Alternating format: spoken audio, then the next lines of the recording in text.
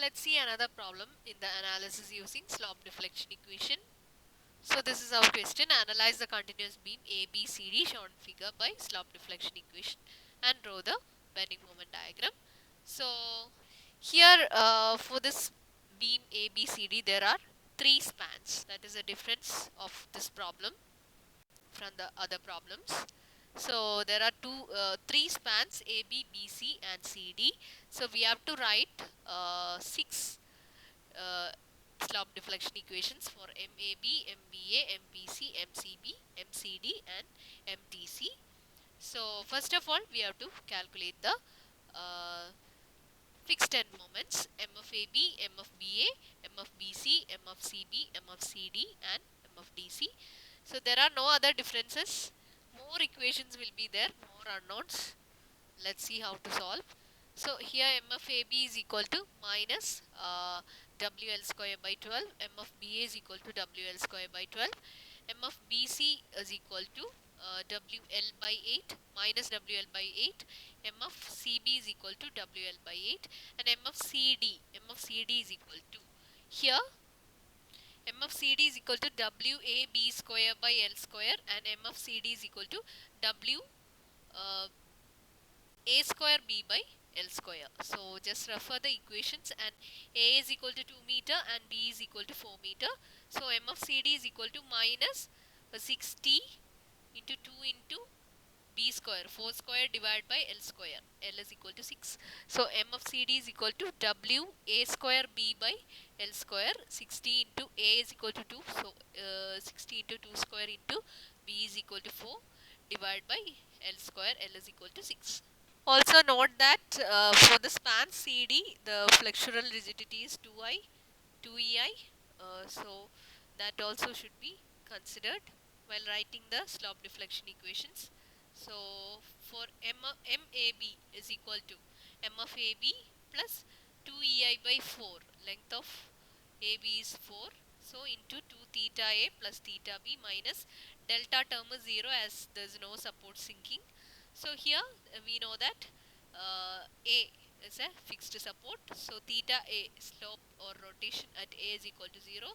So theta is equal to 0. So the final MAB is equal to minus 40 plus 0.5 EI theta B. So similarly we can write the other equations also. MBA is equal to M of BA plus 2 EI by 4 into theta A plus 2 theta B.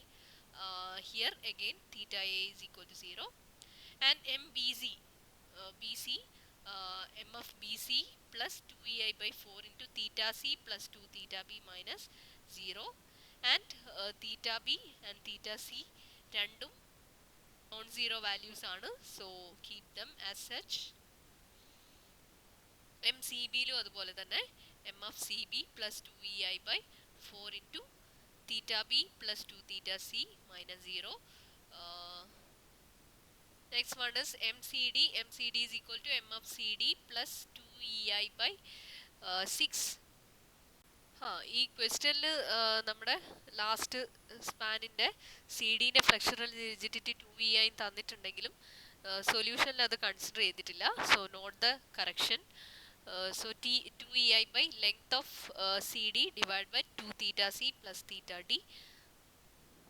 ഇവിടെ രണ്ട് പുതിയ unknowns ആണ്, theta C and theta D. EI theta C and EI theta D.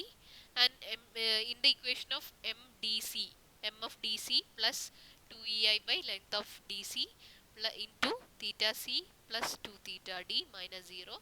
And there also you have these unknowns, EI theta C and EI theta D. And finally just see the equilibrium equations. അതിനു മുന്നേ നമുക്ക് ക്വസ്റ്റ്യനിലോട്ട് ഒന്നുകൂടെ പോവാം. ഇവിടെ equilibrium equations എന്ന് പറയുമ്പോൾ moment about B is equal to 0, moment about C is equal to 0, moment about D is equal to 0 എന്ന് പറയുമ്പോൾ M B A plus M B C is equal to 0, M C B plus M C D is equal to 0 and M D C is equal to 0. So ഇത്രയാണ് equilibrium equations. അപ്പോൾ നമ്മുടെ ആദ്യത്തെ equilibrium equation എഴുതി കഴിയുമ്പം we have an equation with the two unknowns EI theta B and EI theta C. രണ്ടാമത്തെ equilibrium equation എഴുതി കഴിയുമ്പോൾ ആദ്യത്തെ ഇക്വിലിബ്രിയം ഇക്വേഷൻ എന്ന് പറയുന്നത് sigma mb is equal to 0, that is mba plus mbc is equal to 0. അത് എഴുതി കഴിയുമ്പോൾ we have an equation with the two unknowns. Next equilibrium equation if you write sigma mc is equal to 0, അത് എഴുതി കഴിയുമ്പോൾ we have an equation with the three unknowns, ei theta b, ei theta c and ei theta d എന്ന് പറയുന്ന മൂന്ന് unknowns വരുന്ന equation ആണ് അടുത്തതായിട്ട് നമുക്ക് കിട്ടുന്നത്. And if you write the final equilibrium equation sigma md is equal to 0, which implies mdc is equal to 0. അതിനകത്ത് നമുക്ക് രണ്ട് unknowns ആണ് ei theta c and ei theta d. Now we have three equations with three unknowns. ആദ്യത്തെ equation എടുത്ത് നോക്കിക്കഴിഞ്ഞാൽ തീറ്റ B തീറ്റ C ആണ് unknowns. രണ്ടാമത്തെ equation എടുത്തു കഴിഞ്ഞാൽ തീറ്റ ബി തീറ്റ സി തീറ്റ ഡി മൂന്ന് unknowns. മൂന്നാമത്തെ ഇക്വേഷൻ എടുത്ത് നോക്കിക്കഴിഞ്ഞാൽ തീറ്റ സി തീറ്റ ഡി രണ്ട് unknowns. അപ്പോൾ ആദ്യത്തെ ഇക്വേഷനിൽ നമ്മുടെ തീറ്റ ഡിന്റെ കോഎഫിഷ്യന്റ് 0 ആണെന്ന് നമുക്ക് വേണമെങ്കിൽ പറയാം.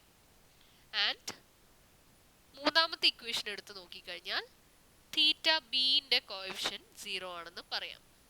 അങ്ങനെ നോക്കുകയാണെങ്കിൽ now we have three unknowns with three equations with three unknowns. Three equations with three unknowns, we can solve it using your calculator. അതല്ലെങ്കിൽ in any equation one can be made in the form of other unknown. എന്നിട്ട് നമുക്ക് രണ്ട് equation ആക്കി മാറ്റിയതിന് ശേഷം അത് solve ചെയ്യാൻ പറ്റും. ഏത് രീതിയിലാണെങ്കിലും നമുക്ക് അതിനെ സോൾവ് ചെയ്യാം. ഈ മൂന്ന് ഇക്വേഷൻസ് വിത്ത് മൂന്ന് അൺനോൺസിനെ നമ്മൾ സോൾവ് ചെയ്യുക. വേണമെങ്കിൽ നമുക്ക് എളുപ്പത്തിന് ഈ മൂന്നാമത്തെ ഇക്വേഷനിൽ ei തീറ്റ ഡി എന്നുള്ളതിന് പകരം ഇൻ ടേംസ് ഓഫ് ei തീറ്റ സിയിലേക്ക് മാറ്റിയത് നമ്മുടെ രണ്ടാമത്തെ ഇക്വേഷനിൽ സബ്സ്റ്റിറ്റ്യൂട്ട് ചെയ്ത് കഴിഞ്ഞാൽ ei തീറ്റ ഡിക്ക് പകരം ei തീറ്റ സിന്റെ ടേംസിലേക്ക് നമുക്ക് നമ്മുടെ രണ്ടാമത്തെ ഇക്വേഷനിൽ സബ്സ്റ്റിറ്റ്യൂട്ട് ചെയ്ത് കഴിഞ്ഞാൽ നമുക്ക് ഒന്നും രണ്ടും ഇക്വേഷൻസ് സോൾവ് ചെയ്താൽ മതിയാവും. അങ്ങനെ പല രീതിയിൽ നമുക്കിത് സോൾവ് ചെയ്യാം. അല്ലെങ്കിൽ ഡയറക്റ്റ് ആയിട്ട് കാൽക്കുലേറ്ററിൽ മൂന്ന് അൺനോൺസ് ഉള്ളത് സോൾവ് ചെയ്യാൻ പറ്റുമെങ്കിൽ അങ്ങനെ ചെയ്യാം.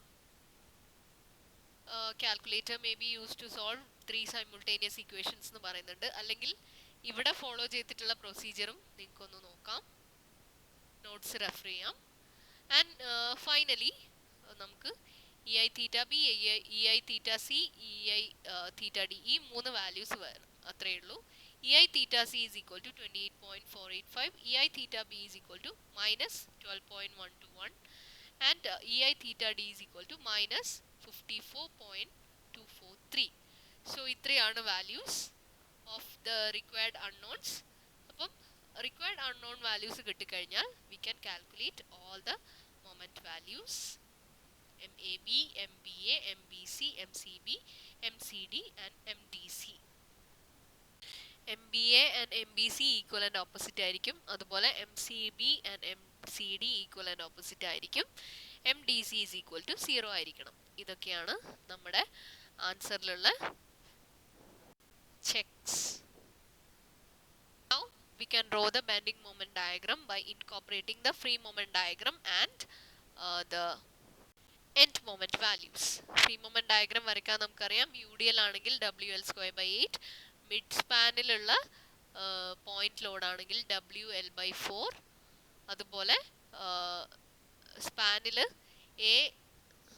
സ്പാനിനെ A, B എന്ന് പറയുന്ന രണ്ട് ലെങ്ത് ആയിട്ട് നമ്മുടെ ലോഡ് ഡിവൈഡ് ചെയ്യുന്നുണ്ടെങ്കിൽ then it is WAB/L ആണ് നമ്മുടെ മാക്സിമം ഓർഡിനേറ്റ്. അപ്പോൾ ഇതൊക്കെ യൂസ് ചെയ്തിട്ട് ഫ്രീ മൊമെന്റ് ഡയഗ്രാംസ് വരച്ച ശേഷം എൻഡ് മൊമെന്റ് വാല്യൂസ് ഇൻകോപ്പറേറ്റ് ചെയ്ത് നമുക്ക് bending moment diagram can be drawn.